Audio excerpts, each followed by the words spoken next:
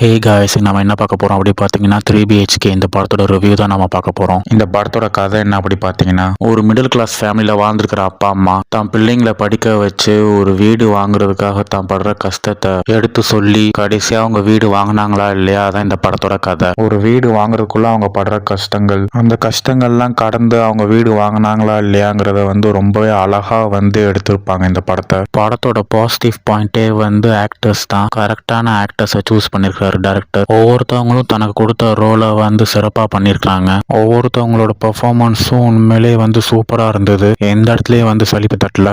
சித்தார்த் அவரோட கேரக்டர் அந்த யங் ஏஜ்ல இருந்து வயசாகிற கேரக்டர் வரைக்கும் சூப்பராகவே நடிச்சிருந்தாரு. அவர் கேரக்டரோட அந்த ஏஜிங் ப்ராசஸை உண்மையிலேயே சூப்பரா கொண்டு போயிருந்தாங்க.